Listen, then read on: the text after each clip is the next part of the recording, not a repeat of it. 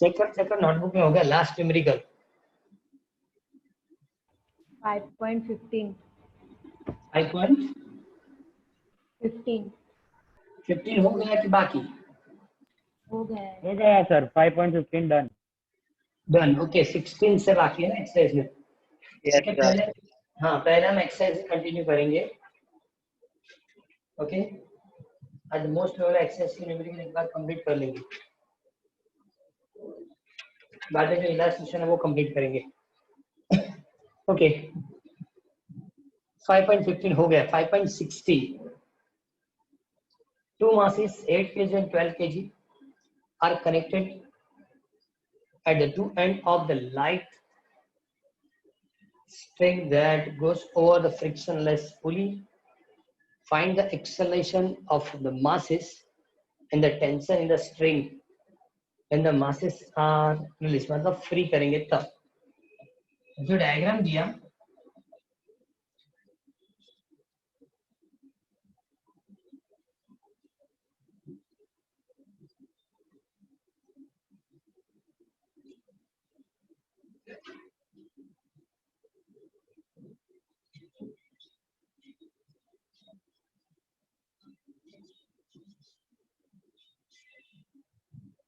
इस वेट को 12 kg मतलब M2 M2G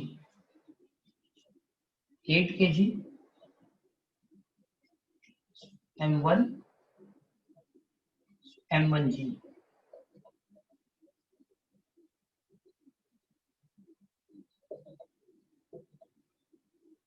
ओके अब डायग्राम के हिसाब से तो पता चलेगा कि ये वेट डाउनवर्ड डायरेक्शन में आएगा और ये अपवर्ड जाएगा, मतलब एक्सेलरेशन की डायरेक्शन इस टाइप की होगी, ये अपवर्ड जाएगा और ये कहाँ आएगा डाउनवर्ड। फर्स्ट कैलकुलेशन क्या पूछी, लिखेंगे M1 8 kg M2 12 kg।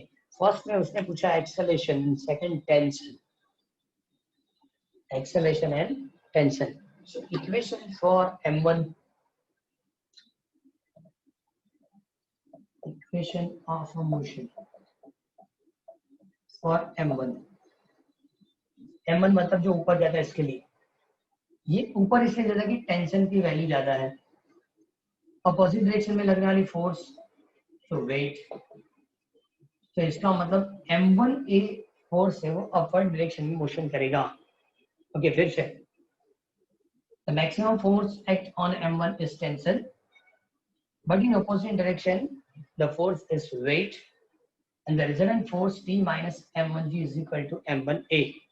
So equation number 1, similar equation, so equation of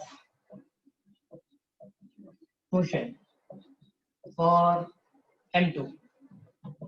okay ये ऑब्जेक्ट डाउनवर्ड आएगा due to weight, so maximum force is the weight, but in opposite direction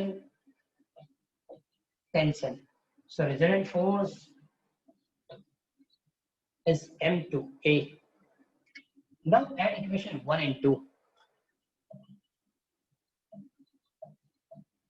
add equation 1 and 2, ये दोनों का add करेंगे, so now T minus M1G sorry plus M2G minus T and that is equal to M1A plus M2A।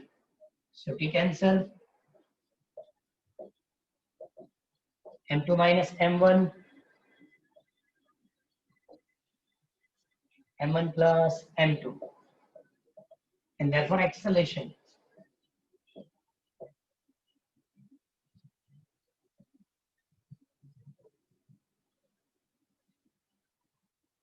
so now M2 is at 12, M1 8, 12 plus 8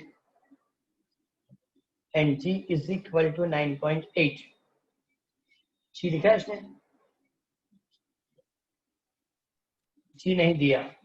okay suppose हम 10 लेंगे तो आपको list में लिख के देना पड़ेगा here G is equal to 10 metre पर सेकंड स्क्वायर, मतलब आपने जो कंसीडर किया वो लिख के देंगे। सपोज हम 10 लेंगे तो इजीली सिंपलीफाई हो जाएगा, क्यों ये डिफरेंस कितना होगा 4 20 into 10 So acceleration is 2 meter per second square. Acceleration is 2 meter per second square. Okay, ये acceleration की वैल्यू किसी भी सिंगल इक्वेशन में हम सब्स्टिट्यूट करेंगे. So now from equation 1, what is the equation 1? T minus m1g is equal to m1a, and therefore t is equal to, उधर shift कर दो m1 common. So now g plus a. Now what is the value of m1 according to diagram? 8 kg. G is equal to 10. You get acceleration is 2. So 8 into, so tension is 96 Newton. ये pattern ऐसी कि सबसे ज्यादा competitive में भी है. Always आपको दो ऑब्जेक्ट के लिए मोशन की इक्वेशन लिखनी है. दोनों को ऐड करने से ऑलवेज ये दोनों इक्वेशन टेंशन फ्री हो जाएंगे. मतलब जब दो इक्वेशन ऐड किए जाते हैं तो टेंशन अपने आप कैंसिल हो जाएगा. आपको इक्वेशन एक्सेलरेशन की मिलेगी. आप उस एक्सेलरेशन को कहीं भी ऐड करो, सजोनी की फर्स्ट इक्वेशन सेकंड में भी ऐड करो, आपको टेंशन इतना ही मिलेगा. किसी भी इक्वेशन में आप ऐड करेंगे आंसर उतना आएगा. एज फॉर एग्जांपल कि सपोज ऐसा भी लिखा कि फ्रॉम टू, तो फ्रॉम टू में क्या होगा, टेंशन उधर जाएगा, टेंशन टी उस साइड शिफ्ट करेंगे तो m2 इधर आएगा. So now t is equal m2g minus m2a, m2 common, so g minus a, m2 is 12, g 10 minus 2, so again 12 into 8, 96 Newton. किसी भी इक्वेशन से एडिशन हो सकती है, सॉरी मैग्नेट मिल सकती है, लेकिन मेन चीज क्या है, चेक करो कि दोनों में से किसकी मास ज्यादा. सो 12 के लिए, so higher force is m2g. ये डाउनवर्ड जाएगा लेकिन स्ट्रिंग में प्रोड्यूस होने टेंशन अपवर्ड है. ओके, यहाँ भी एक वेट रखा है जिसकी वेट डाउनवर्ड है लेकिन टेंशन अपवर्ड है. सबसे पहले मैंने इसकी इक्वेशन लिखी. क्यों? क्योंकि m1 यहाँ लिखा है लेकिन m1 से टेंशन ज्यादा है, मतलब ऑब्जेक्ट कहाँ जा रहा है, अपवर्ड. जिस डायरेक्शन में ऑब्जेक्ट जाएगा वो ज्यादा फोर्स होगी, मतलब टेंशन ज्यादा है. अपोजिट में m1g, सब्ट्रैक्ट करो, resultant force is m1a. Okay, similar for second object. Okay, ये ऑब्जेक्ट डाउनवर्ड आएगी सो वेट ज्यादा है, अपोजिट डायरेक्शन में क्या होगा, tension. m2g minus t is equal to m1a. एक बार इसको चलो बाद में नेक्स्ट न्यूमेरिकल लेंगे. सर दर्पण में तो कोई अलग ही इक्वेशन यूज की है लास्ट में.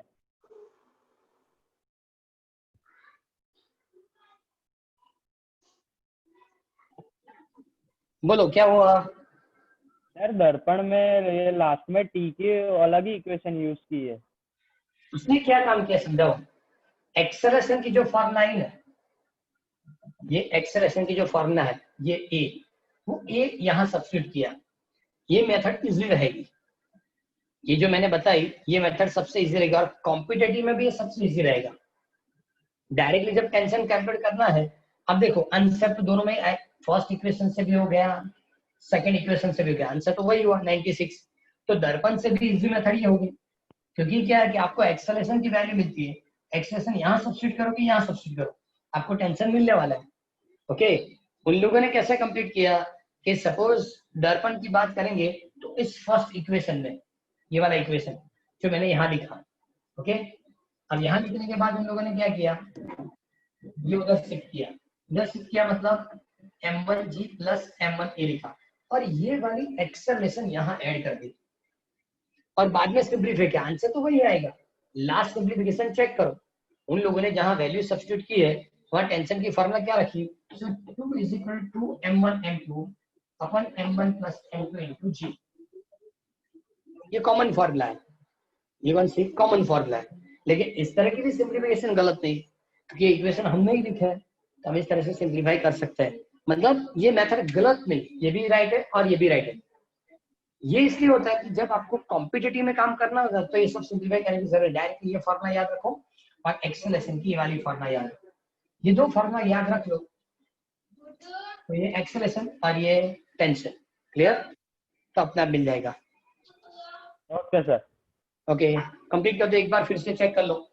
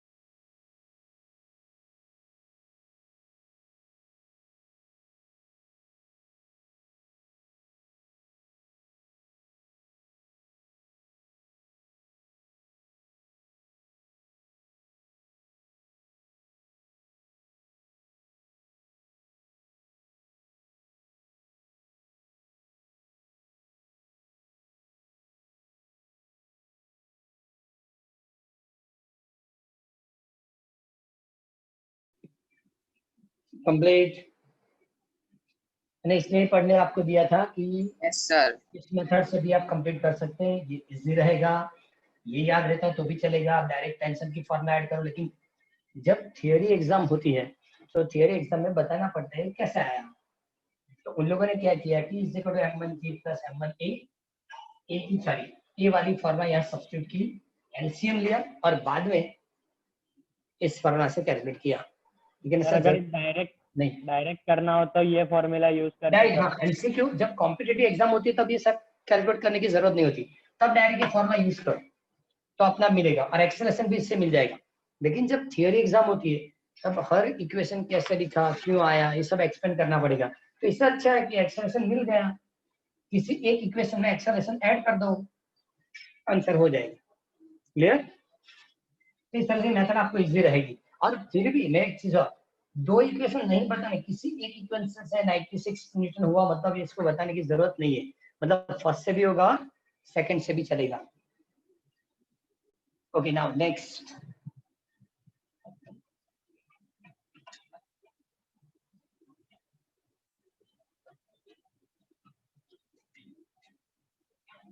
सर आपको अभी कॉम्पिटिटिव में यही न्यूमेरिकल एक्सप्लेन कर रहे हैं, इस टाइप के न्यूमेरिकल ही है, वो डायरेक्टली आपको फार्मूला बता देंगे कि ये वाली फार्मूला यूज करो मतलब आंसर हो जाएगा।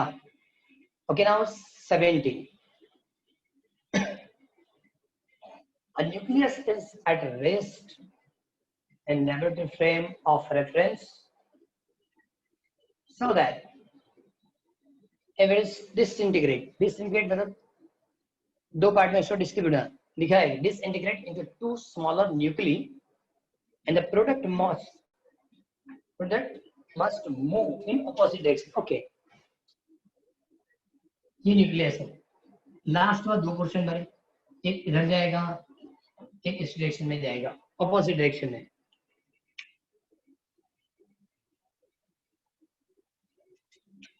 मतलब वो हमको कैलकुलेट करके देना है कि जब न्यूक्लियस दो पार्ट में डिस्ट्रीब्यूट होता है तो ऑलवेज वो कहाँ जाएगा, ऑपोजिट डायरेक्शन के अंदर। अब ये जो न्यूमेरिकल है ना, due to law of conservation of momentum से होगा। ओके, सपोज टोटल मास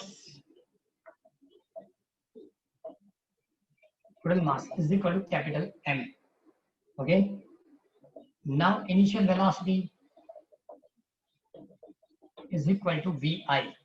Okay, तो initial momentum PI is equal to क्या लिखेंगे, MVI, but VI equal to 0 जिसे लिखा है रेस्ट, तो initial velocity क्या होगी 0 and therefore initial momentum is equal to 0.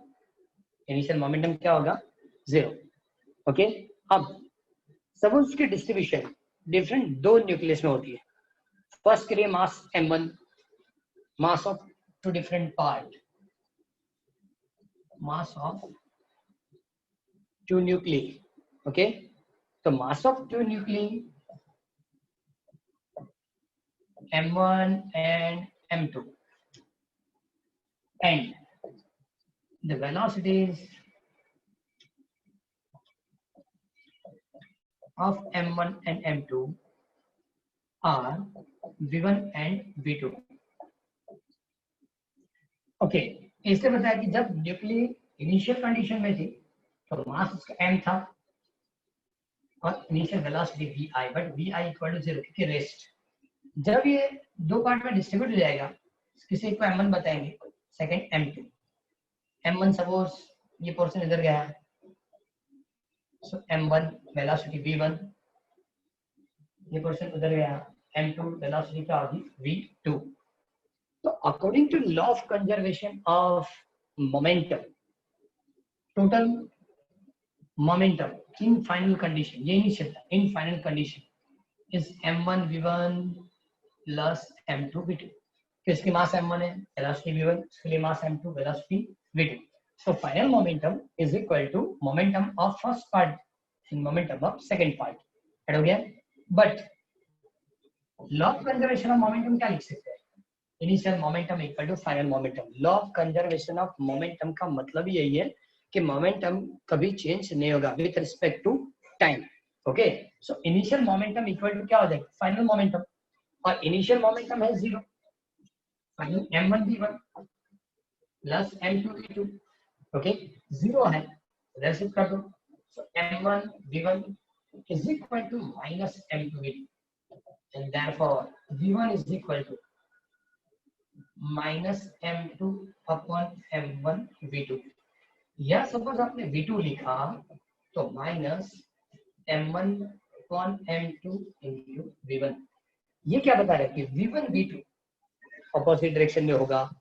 Okay, v1 v2 से m2 by m1 टाइम्स ज्यादा होगा but in opposite direction. Similarly v2 v1 से m1 by m2 टाइम्स ज्यादा होगा बट इन ऑपोजिट डायरेक्शन। तो आपको कैलकुलेट करके देना था, so that if it is disintegrate into smaller nuclei, the product must move in opposite direction। ये हमको क्या मतलब कैलकुलेट करके या डिस्क्राइब करके देना था। तो ये दो इक्वेशन से पता चलेगा कि v1 v2 ऑपोजिट डायरेक्शन या v2 v1 ऑपोजिट होगा। ये भी मिल सकता है कि v1 v2 से m2 by m1 times small, okay, और v2 v1 से m1 by m2 टाइम्स ज्यादा रहेगा।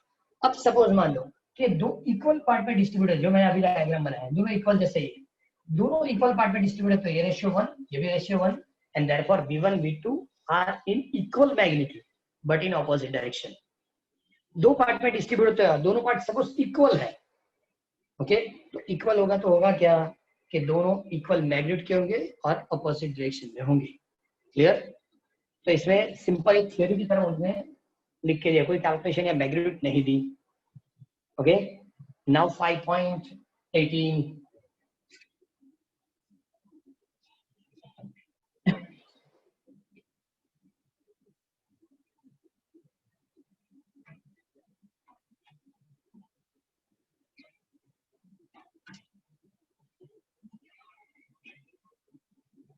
Okay, 5.80. Two billiard ball, each of mass 0.05 kg, moving in the opposite direction with speed of 6 meters per second, collide and rebound with a same speed. What is the impulse caused each ball due to the other? Okay, दो billiard ball के लिए बताया, मास लिखा 0.05 kg, initial and final, पहले मैं initial लिखा हूं, final अलग से लिखूंगा। Initial velocity and final velocity वो था सेम, लेकिन इनिशियल 6 मीटर पर second and final also 6 metre पर सेकेंड। आज फिर से वो क्वेश्चन करेंगे कि दोनों ऑपोजिट डायरेक्शन में, देखो दो बिलियर्ड बॉल ऐसे आएंगे, कोलाइड होंगे और रिबाउंस हो जाएंगे विद सेम स्पीड, जितनी स्पीड से आया उतनी स्पीड से वापस। ओके, तो इसमें कौन सी डायरेक्शन पॉजिटिव लेंगे और कौन सी नेगेटिव, किसी एक को पॉजिटिव बताना है और सेकंड को क्या बताना है, नेगेटिव, क्योंकि दोनों की डायरेक्शन एक्चुअली अपोजिट है। तो कौन सी डायरेक्शन पॉजिटिव होगी, vi पॉजिटिव या vf पॉजिटिव?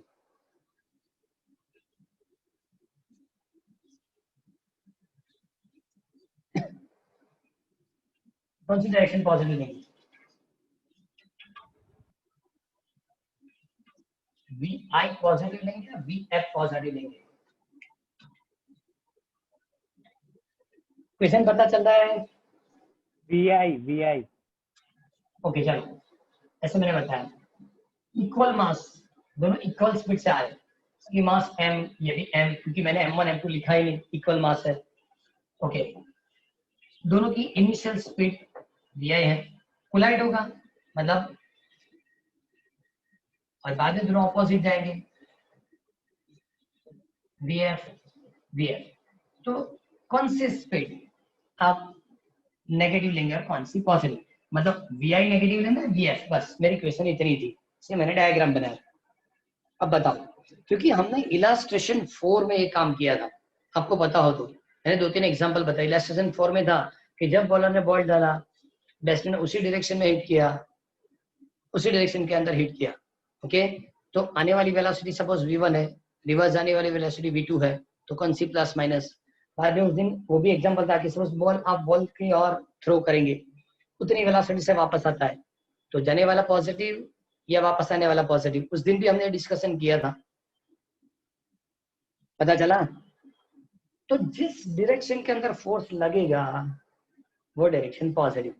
ये तो अपना बात है, कोलाइड होंगे तो एक दूसरे का ऑपोजिट डायरेक्शन में फोर्स लगेगा, इसका मतलब vf पॉजिटिव होगा और vi क्या बनेगा, नेगेटिव रहेगा। ओके, और इसको भी कैलकुलेट करने की 2 मेथड है।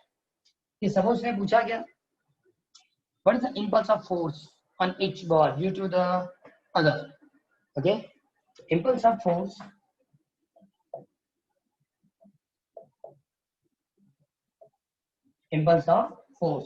ओके, फॉर्मूला क्या होगी, F delta T is equal to delta P. So now final momentum minus initial, so now mvf minus mvi, m common, vf minus vi. Okay, magnitude of mass 0.05, okay, vf 6, minus 6, so subtraction की जगह addition हो जाएगा, कितना होगा 12 into 0.05, कितना answer होगा,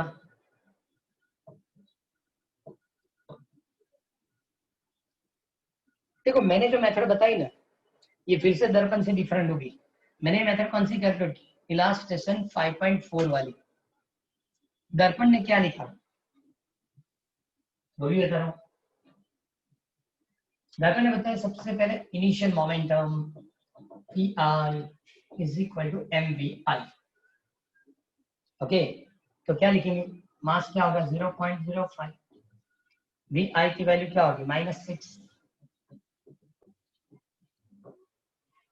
0.03, इसके लिए यूनिट kg मीटर पर सेकेंड।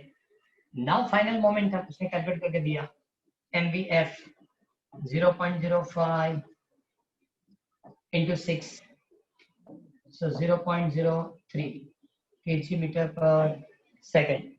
ओके, और बाद में ये जो बताया वेक्टर फॉर्मेट में लिखा है, इसलिए माइनस प्लस होता है। ओके, बाद में delta p is equal to pf minus pi, so pf is 0.03 minus 0.03 and 0.06 newton metre, sorry newton into second या kg second unit, kg metre पर सेकेंड। तो ये दोनों मेथड चल सकती है, पहले इनिशियल वर्क कैलकुलेट करो, फाइनल कैलकुलेट सब्ट्रैक्शन, और इस तरह से लिखेंगे तो भी चलेगा।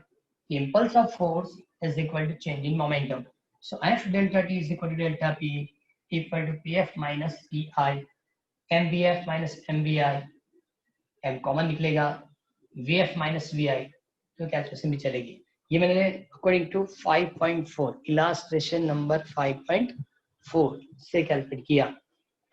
चेक कर लो, चलो लास्ट स्टेप में ऐसा कंपलसरी लिखना है, लेकिन आंसर आने के बाद एक स्टेटमेंट है, impulse of force of each ball applied in a measured opposite direction is 0.6 kg metre पर सेकंड स्क्वायर। मतलब फर्स्ट से सेकंड पे लगने वाली फोर्स दो ऐसे आएंगे, फर्स्ट सेकंड पे जो फोर्स देगा उतना फोर्स सेकंड फर्स्ट पे देगा। दोनों की इंपल्स ऑफ फोर्स की वैल्यू दोनों इम्पल्स ऑफ फोर्स की वैल्यू क्या होगी, इक्वल रहेगी। एक बार चेक कर लो दर्पण में भी।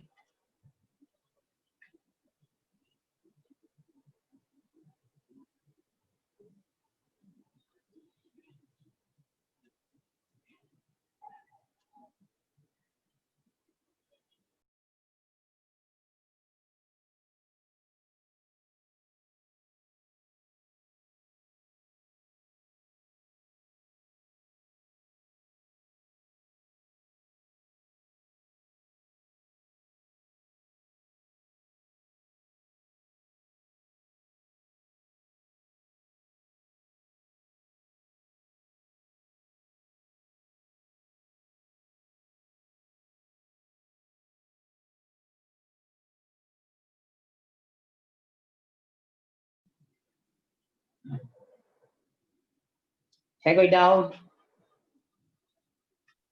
No sir. दोनों में पता चल रहा है कि ये सिंपल जो दर्पण में बताया वो है, और ये 5.4 की तरह है। ये पार्ट से भी आप कैलकुलेट करेंगे, आंसर सही है। इस तरह से लिखेंगे तो भी आंसर सही है।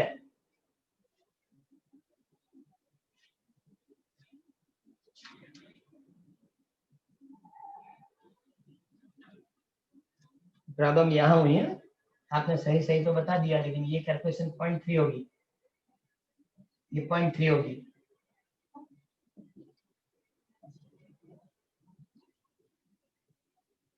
क्यों? ये दोनों आंसर मैच नहीं हो रहे थे। अब क्लियर? Okay next 5.19। अगेन फिर से law of conservation of momentum.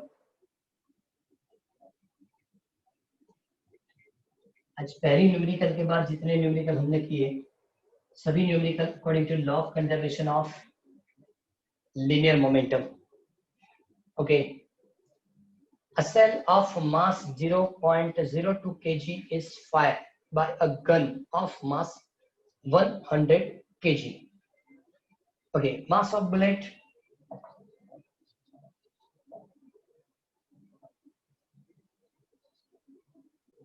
कितना लिख के दिया? 0.02 kg. Okay, mass of bullet and बाद में मास ऑफ गन। ओके, पहले इसमें मास ऑफ बुलेट मतलब m1, बाद में सेकंड के लिए क्या लिखा? गन, राइफल या गन m2 100 kg। आगे if the nozzle speed of the cell is 80 meter per second, okay, cell की जो स्पीड है v1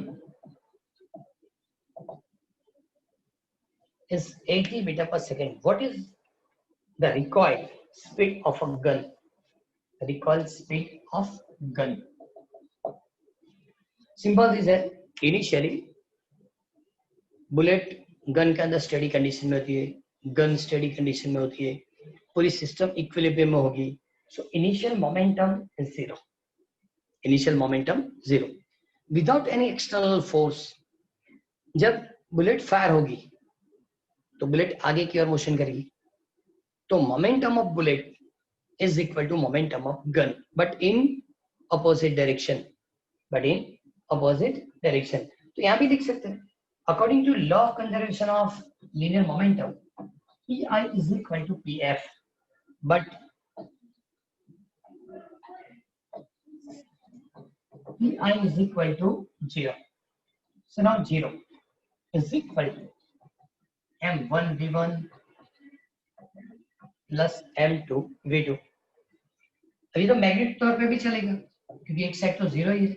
So m1 v1, तो हमको v2 कैलकुलेट करना है, क्या लिखें?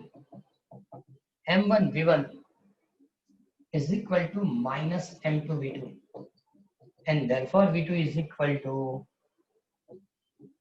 m1 by m2 into v1 but minus. Okay, so now m1 0.02 100 और 80। क्लियर?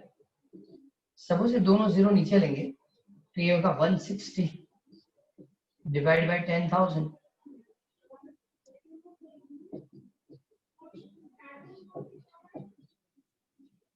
जीरो 0.060 मीटर पर सेकेंड। क्लियर? इसका मतलब बुलेट 80 मीटर पर सेकेंड, एक सेकेंड में 80 मीटर तक जाएगी। राइफल पर सेकेंड सिर्फ और सिर्फ सपोज इसको 100 से मल्टीप्लाई करें तो 1.6 सेंटीमीटर पीछे आएगी। राइफल क्या होगी? 1.6 सेंटीमीटर पीछे आएगी। बुलेट कहाँ जाएगी? आगे। दोनों ऑपोजिट, इसलिए क्या लिखा? माइनस लिखा। The negative sign indicate that the velocity of rifle is in opposite direction of bullet. ये सभी 3-3 मार्क्स के न्यूमेरिकल है, लेकिन कंटेंट में कुछ है ही नहीं। एमसीक्यू भी इसी मेथड से है और न्यूमेरिकल भी, लेकिन न्यूमेरिकल लिखते हैं सभी चीज प्रॉपर लिखना आना चाहिए। बराबर? एक बार फिर से दर्पण से पढ़ लो, बाद में नेक्स्ट न्यूमेरिकल कंटिन्यू करना शुरू करेंगे।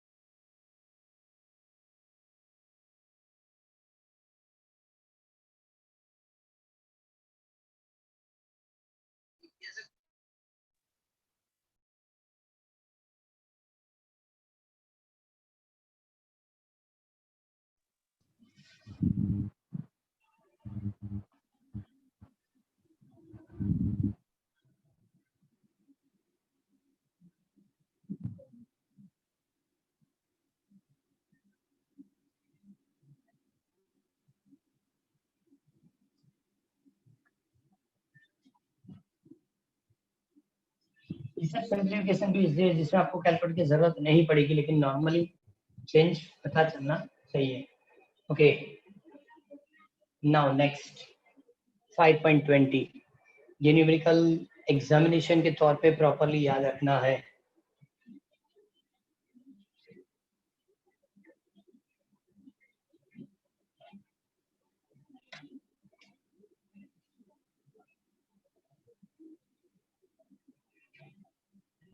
A batsman deflect a ball by an angle 45 without changing its initial speed, which is equal to 54 kilometre per hour.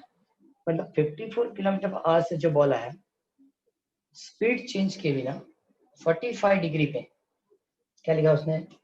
45 degree पे, ओके, इसको डिफ्लेक्ट कर दिया गया। What is the impulse of force to the ball? Ball के लिए impulse of force की formula हमको calculate करनी है। अगेन फिर से वही बता रहा हूँ, impulse of force is equal to change in momentum। एक चीज याद रखो, impulse of force मतलब क्या होता है? F delta T. लेकिन डेल्टा टी क्यों लिखते हैं? जब हायर वैल्यू वाली फोर्स स्मॉलर टाइमिंग के लिए लगती है, अब सपोज बॉल डाला, डिफ्लेक्ट किया, बॉल और बैट के बीच की कांटेक्ट टाइमिंग 0.01 सेकेंड या 0.02 बहुत कम होती है। मतलब जब हायर वैल्यू वाली फोर्स स्मॉलर टाइम के लिए लगती है, तब चेंज इन मोमेंटम, ये फॉर्मूला हमको काम में आती है। कौन सी? Change in momentum. अब यहाँ सबसे पहले हमको इनिशियल और फाइनल, इनिशियल और फाइनल, ये कैलकुलेशन हमको कंप्लीट करना पड़ेगा। क्लियर? तो इसके लिए सिंपल मेथड है। चलो मैं एक एजम्पशन ऐसा लेता हूँ जो इजी मेथड हो, जिससे आपको इजीली पता चल जाए और आप फटाफट इसको कैलकुलेट कर पाए। क्लियर? तो इसमें कैलकुलेशन कैसे लेंगे कि हम डायरेक्शन एक्स और वाई पे ले लें, आईजी करेक्ट की ज्यादा प्रॉब्लम नहीं आएगी। ओके, सपोज इनिशियल है P1, इस डायरेक्शन में बॉल आई, ओके, अब वेस्ट में ले, मतलब यहाँ बैठ होगा 45 डिग्री पे, इसको डिफ्लेक्ट कर दिया,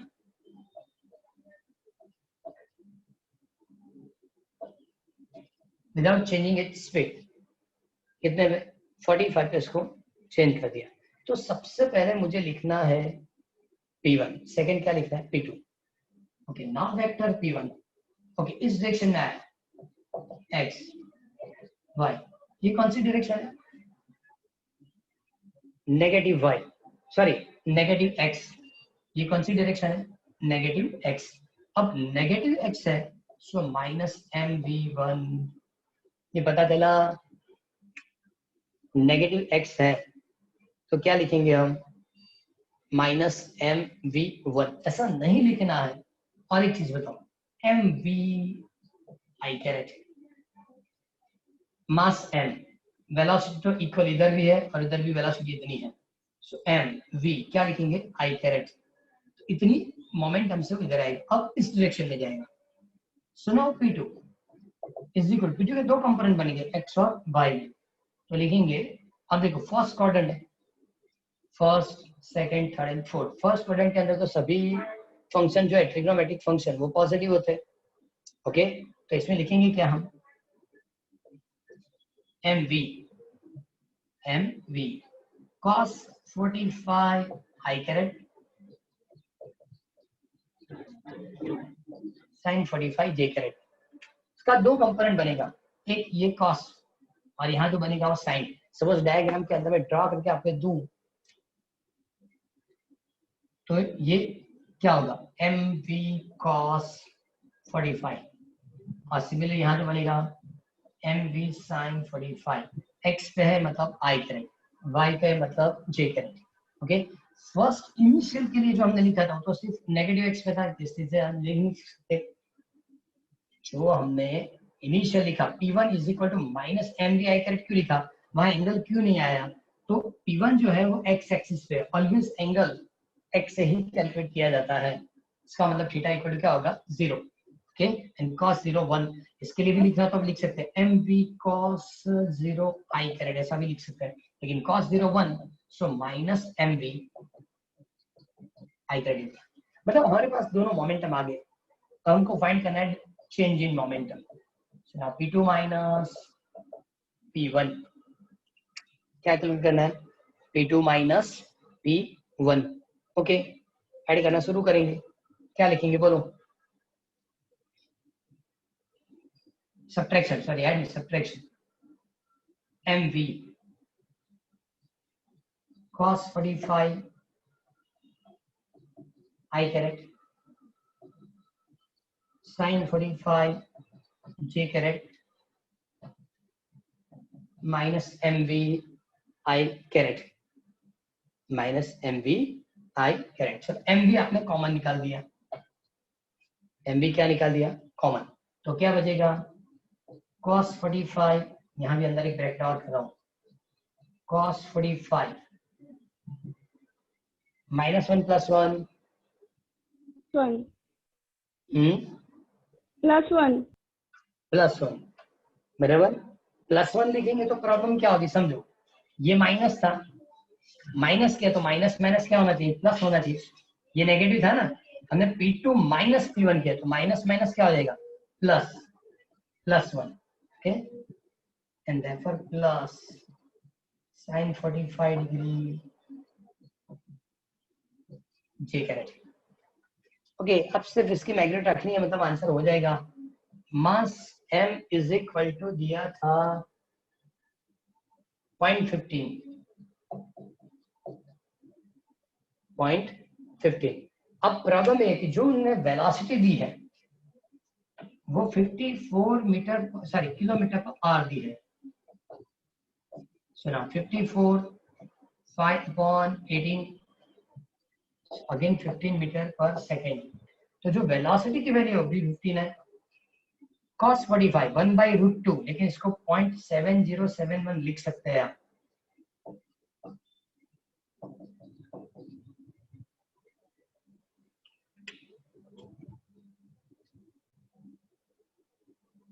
लिखने में कहीं प्रॉब्लम नहीं आना चाहिए। देखो ऊपर वाले स्टेप में प्रॉब्लम है कि यहाँ हमने आई करेक्ट नहीं लिखा, ये दोनों को साथ में रखा, ये दोनों को साथ में, तो एम बी बाहर लिया, cos 45 प्लस 1 आई करेक्ट लिखना था, sin 45 जे करेक्ट। इसमें क्या होगा 0.7071 प्लस 1 आई करेक्ट प्लस 0.7071 जे करेक्ट। ओके, ये दोनों की मल्टीप्लिकेशन कितनी होगी 2.22। 2.22, क्या बात करें यार, 15 का स्क्वायर, 15 का स्क्वायर, 15 इंटू 15 क्या होगा 225। 225, ये होगा 1.7071 आई कैरेट प्लस 0.7071 जे कैरेट। ये तो एक वेक्टर फॉर्मेट हुआ, देखो ये क्या होगा, एक वेक्टर फॉर्मेट होगा। ओके, तो एक चीज और है, ये दोनों, इसकी भी मैग्नीट्यूड तो निकालनी पड़ेगी, तो हम लिख सकते हैं कि चेंज इन मोमेंटम, डायरेक्ट लिखना तो भी लिख सकते हैं इस तरह से, impulse of force F delta T is equal to delta T and that is equal to 225 in square root, इधर 2.25 in square root।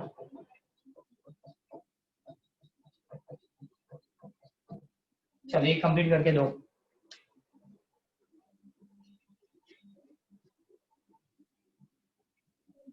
सर दर्पण में मिस्टेक दिया है, दर्पण के अंदर 2.22 ओके, तुम्हें दर्पण से बता, इसलिए तो रहेगा। देख ये प्रिंट में क्या प्रॉब्लम होती है कि जिसने डेटा एंट्री की उसने गलती से 2.25 की जगह 2.22 लिख दिया होगा। आंसर चेक करो, आंसर गलत दिखा है कि सही है, इसको पहले कंप्लीट करो। इसको कंप्लीट करने से आपको पता चल जाएगा कि 2.22 मल्टीप्लाई करने से आंसर हुआ या 2.25 मल्टीप्लाई करने से आंसर हुआ।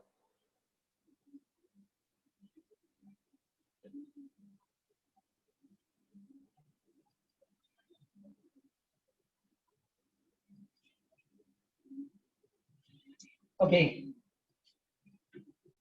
2.25 ये कितना आया, स्क्वायर किया कि एडिशन कंप्लीट हो गई।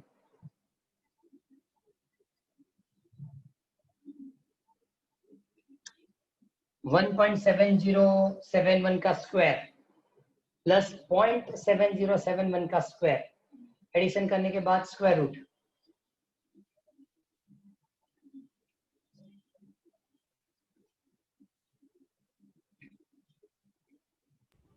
सर 6.850 ऐसा कुछ आ रहा है। 6.850 स्क्वायर रूट कर दो। नहीं नहीं, पूरे का 6 मतलब कि रूट को 2.25 से मल्टीप्लाई करने के बाद। ओके, रूट को 2.25 से मल्टीप्लाई करिए, डायरेक्ट आंसर बता रहे, क्या आंसर है बोलो। 6.850। 6.85 नहीं हो सकता। नहीं sir 4.15 4.157 okay, Newton into second. तो टेक्स्ट में मेरे ख्याल से उसने 4.2 लिखा होगा, चेक करो तो। Yes sir. 4.2 है। क्योंकि क्या हुआ देखो, 5 आपको ड्रॉप करना है, तो चेक करें कि आगे वाली फिगर ऑड या इवन। ऑड है तो आप ऐड कर सकते हैं, इवन हो तो ऐड नहीं कर सकते। इसने 4.2 न्यूटन सेकंड करके हमको आंसर दिया, पता चला।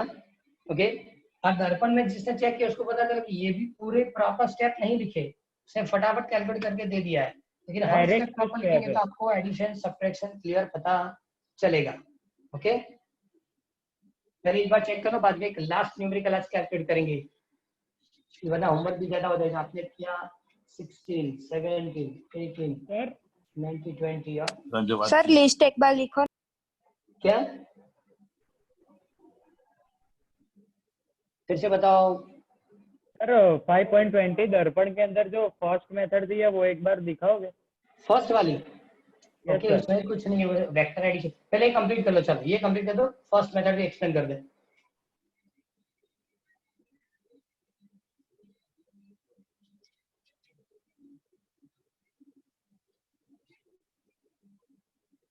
ये एडिशन सब्ट्रैक्शन एक बार चेक कर लो।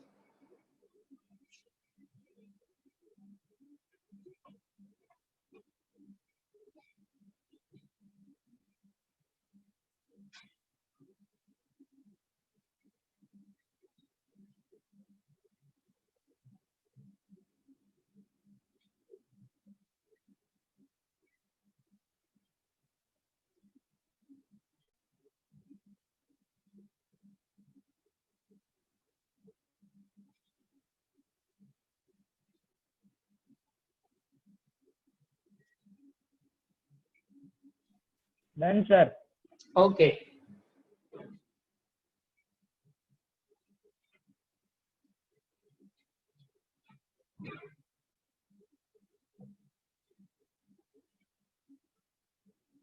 ओके फर्स्ट मेथड अब वही रहेगा, स्पीड पहले से लिखा, मास 0.015 नहीं सॉरी 0.15 के और वेलोसिटी 54 किलोमीटर पर आवर 15 मीटर पर सेकेंड। ओके फर्स्ट में जो बताया ना वो डिफरेंट मेथड है। ओके ये x dash y and y dash. Okay इसने बताया कि इनिशियली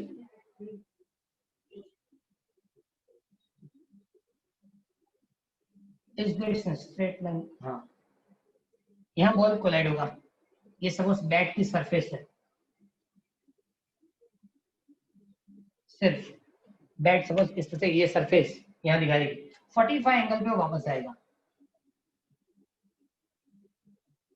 ये टोटल 45 होना चाहिए, P1 एंड P2 क्लियर। अब उन लोगों ने क्या किया कि दोनों वेक्टर ये भी ऊपर तक ड्रॉ करेंगे,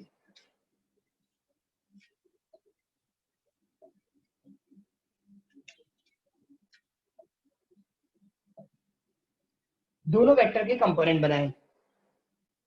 ओके सबसे पहले इसको क्या बताएंगे, P1 cos थीटा, ये P1 sin theta, P2 cos theta, इसको क्या बताएंगे P2 sin थीटा। ऐसा क्यों वो भी बता रहा हूं। इस एंगल को मैंने थीटा लिया, ये भी थीटा, थीटा कितना होगा तो 45 डिवाइड बाई 2, क्योंकि टोटल 45 है तो ये 22.5 डिग्री हुआ। ओके अब सब समझो, ये थीटा है तो इसको क्या लिखिए साइन थीटा मतलब ऑपोजिट अपॉन हाइपोटेन्यूज, तो इसके ऑपोजिट ये होता है, ये ऑपोजिट रहेगा। सपोज ये थीटा है तो ये भी थीटा होगा, क्लियर। तो एडिशन अपॉन हाइपोटेन्यूज तो मतलब ये कॉस रहेगा। क्यों कॉस लिखा को मतलब क्यों साइन वो पता चलना चाहिए, ये थीटा तो ये साइन होगा, इसके सामने वाली साइड है, और ये थीटा तो ये भी थीटा हुआ तो एडिशन हो जाएगा। इस तरह से उन्होंने कंप्लीट करके हमको दिया। चलो सबसे पहले P1 P2 के लिए डेल्टा P लिखेंगे तो भी चलेगा, P1 P2 लिख के देंगे तो भी चलेगा। ओके चलो सबसे पहले ये जो है इसकी डायरेक्शन किस डायरेक्शन में होगी, ऐसे, इसकी डायरेक्शन इधर। ओके इसकी डायरेक्शन डाउनवर्ड और इसकी डायरेक्शन अपवर्ड, क्योंकि देखो ये वेक्टर ऐसे मैंने ड्रॉ किया है, ऐसे ड्रॉ किया मतलब ये P1 sin थीटा, ये P1 cos, ये अपवर्ड ड्रॉ किया तो ये P2 cos थीटा और ये P2 sin theta. Okay clear. Equivalent क्या होना चाहिए, अपोजिट, बराबर। ये दोनों इक्वल अपोजिट कैसे होंगे। अब चलो सबसे पहले मुझे P1 लिखना है, सबसे पहले क्या लिखूंगा P1। ओके उन लोगों ने P1 P2 नहीं लिखा, चेक करो दर्पण के अंदर, उसने क्या बताया magnitude of P1 is equal to magnitude of P2। पढ़ो, ये P1 cos theta P2 cos theta are in same direction, okay, where P1 sin theta and P2 sin theta are in equal magnitude but opposite direction। देखो ये दोनों equal magnitude, theta भी equal है 22.5, P1 P2 की magnitude क्या है equal, ये दोनों इक्वल है ऑपोजिट, मतलब साइन कंपोनेंट से कुछ काम नहीं होगा, मतलब रिजल्टेंट में काम में नहीं आएगा। ओके लेकिन कॉस में रहेगा क्योंकि ये डाउनवर्ड है तो ये कहाँ है अपवर्ड, एक क्या है डाउनवर्ड और अपवर्ड। और दूसरा कि दोनों सेपरेट है, एक देखो ये दोनों की डायरेक्शन इक्वल कोलिनियर की तरह है, ये कोलिनियर की तरह नहीं है, मतलब ये रिजल्टेंट मैग्नीट्यूड देगा, इसकी मैग्नीट्यूड क्या होगी 0। पढ़ो इसमें लिखा वो सबसे पहले लिखा है P1 equal to P2 and cancel each other, मतलब ये दोनों कैंसिल हो जाएगा। तो in x direction, in x direction या x axis delta P equal to क्या लिखेंगे, तो डेल्टा P इक्वल टू इसने लिखा कि सबसे पहले तो P2 sin theta I correct, P2 sin theta I correct minus P1 sin theta I correct. क्यों? ये दोनों इक्वल है लेकिन अपोजिट है, ये दोनों इक्वल है एंड अपोजिट। अब सपोज मान लो P1 equal to P2 sin theta I correct, तो रिजल्टेंट क्या हो गया? इसके रिजल्टेंट की वैल्यू क्या होगी? 0। Similarly for y in y direction, so delta p is equal to, तो पहले लिखेंगे P2 cos theta j correct minus P1 cos theta minus j correct.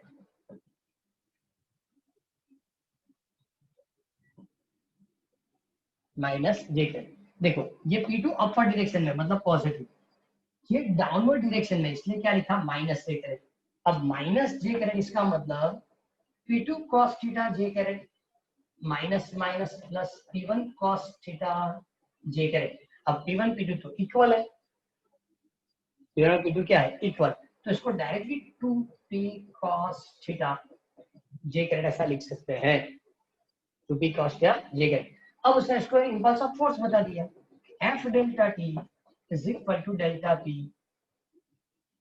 Is equal to 2p cos theta j correct. और सिर्फ magnitude लिखना है आपको, सिर्फ उसने j करेक्ट रख के कैलकुलेट किया है। चलो पहले 2, मोमेंटम कितना होगा? तो मास इनटू वेलोसिटी, मास 0.15, वेलोसिटी 15 मीटर पर सेकेंड, cos थीटा, थीटा कितना होगा? 22.5। 22.5। ओके, ये नेचुरल कॉस्ट में देखना पड़ेगा, ये नेचुरल कॉस्ट में 22.5 मतलब 22 degree and 30 minutes natural cost में चेक करना पड़ेगा। और इंटू क्या लिखेंगे? जे करें, तो आंसर आपको वेक्टर फॉर्मेट में मिलेगा। और ये मल्टीप्लिकेशन भी उतनी ही होगी जितनी आपने आगे कैलकुलेट की थी, 4.2। ओके, दर्पण में चेक कर दो, इसमें क्या लिख के दिया है? देखो ये 15, ये 15, 2.25, 2.25 into 2, 4.5 4.5 into दर्पण में चेक करो, 22.5 क्या लिखा? cos 22.5 sin 67.5 फिर से इंटू sin 67.5 कर दिया है cos 22.5 का। हाँ, तो इसमें चलो वो भी है एक्सप्लेन, अच्छा हुआ तुमने बताया। cos 22.5 ओके, उसने sin 67.5 में कन्वर्ट किया, इसलिए कि जब एग्जामिनेशन होती है तो एग्जामिनेशन के अंदर जो लॉग टेबल दिया जाता है इसके अंदर साइन और टेन होता है, cos नहीं होता। और cos जब नहीं होता तो आपको 90 से वो वाली एंगल माइनस करनी होती है। अब 90 से माइनस क्या आएगा? 67.5 आंसर आ गया, क्योंकि sin 22.5 सॉरी cos 22.5 और sin 67.5 दोनों की मैग्नीट्यूड इक्वल होती है। क्लियर? हाँ बताओ कितना हुआ sin 67.5? 0.9239। 0.9239। अब मल्टीप्लाई करो, 4.5 से कम होगा, इसका मतलब अप्रोक्सीमेट 4.2 होगा। 4.5 into 0.9239 4.15 आ गया ना? 4.15 ओके, तो आंसर वही हुआ, न्यूटन सेकेंड। क्लियर? चलो कोई बात नहीं, इतना ही रखो। कहाँ से स्टार्ट किया था हमने? 4.16 16, 17, 18, 19, 20 5 न्यूमेरिकल है, ये होमवर्क में कंप्लीट कर देना। ओके, नेक्स्ट में बाद में आगे वाली कंप्लीट करेंगे। और सर ये वाले न्यूमेरिकल में दोनों करना है मेथड? नहीं नहीं नहीं, किसी एक मेथड से ही कंप्लीट करना है, इसलिए मैंने आपको पहले वो वाली मेथड बताई जो इजी होती है। ओके, किसी एक मेथड से ही कंप्लीट करके जाए, दोनों मेथड नहीं लिखनी, तो दो मेथड बताएंगे, ये दोनों मेथड से कंप्लीट हो सकता है। ओके, चलो इतना ही रखेंगे। Thank you sir.